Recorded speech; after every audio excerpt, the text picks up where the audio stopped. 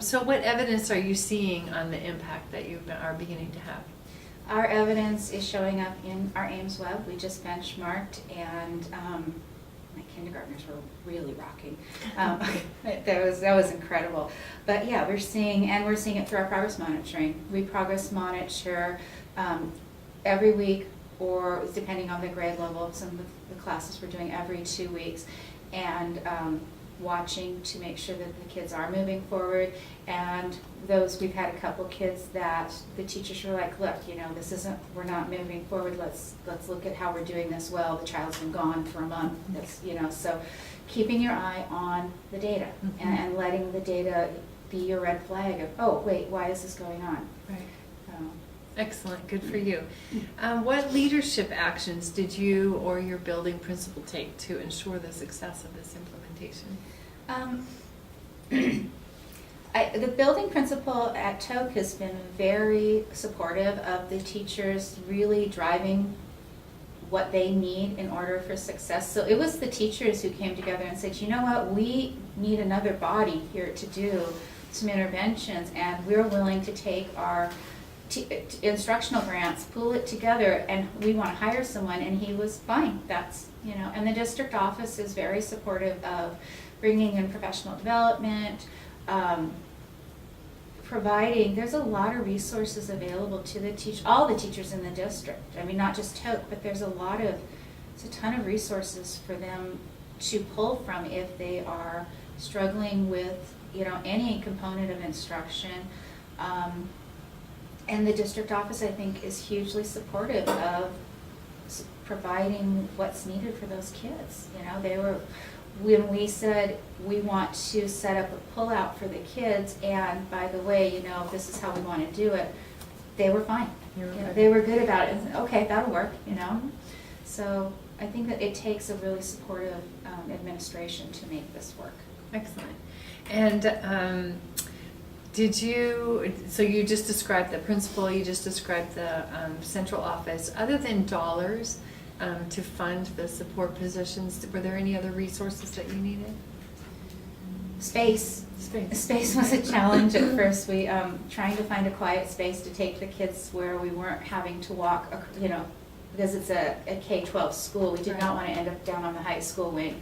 So literally finding a place was a bit of a challenge, and we finally secured our own little spot where we could store materials and stuff. And I think that was probably the biggest one. Dana and I both really enjoy. I love going over. Mondays is my day to go over and teach the kids, and I love that because I get to keep my finger in and know. It's kind of like taking the temperature. How are these groups going? Are the kids doing well? Are they where I think they should be? Right. And I think that was probably the biggest challenge. And they were, like I said, they were very fortunate to get Erica, because being a certified teacher, that makes it wonderful. She can take the lower kids, and we can all feel comfortable knowing that, okay, they're still getting a teacher, not somebody who doesn't have that quality of training. Right. And so when you look at the materials that you use, so for Tier 1 is Treasures, Tier 2 is Triumphs, and is the materials, just so that I'm clear, your materials for Tier 3 are? We're using Triumphs for Tier 3. Okay. And we're focusing specifically on the decoding strands of Triumphs with those kids. We have 30 minutes with them. Okay. A Triumphs lesson, to do a full Triumphs lesson, it takes about 45 to 50 minutes to go through all the components. Okay. And so what we talked to the teachers about was, we want to give them basically a double dose of the Triumphs decoding and the fluency part. And that's what we've really been working on. And it's very systematic.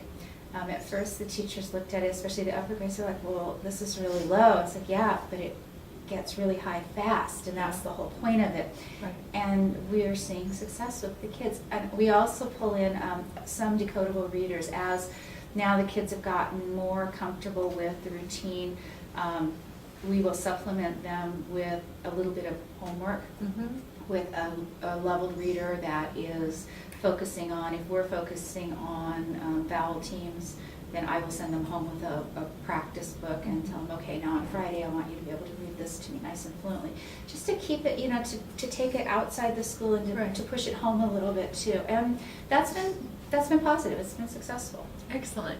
So it's actually not that you have 3 different sets of materials and No. all of this random intervention design, you really are working consistently from tier 1 to tier 2 to tier 3 with aligned, consistent materials. Correct. And that was probably a big part of your design. Was that intentional? Yes, it was, because I really think that, and that was also what this study showed, was that the school district needed consistency. They needed, at one point apparently, there were 2 or 3 different reading programs being done in the same school.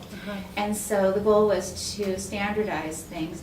And I think that and this is just my personal belief, that when you're working with a program, if you can stick with the same language and the same skill sets, you're probably going to get a lot more movement quickly than if you're trying to do 2 or 3 different things at once. It confuses the kids and it frustrates them. Right, especially those who struggle. Mm-hmm.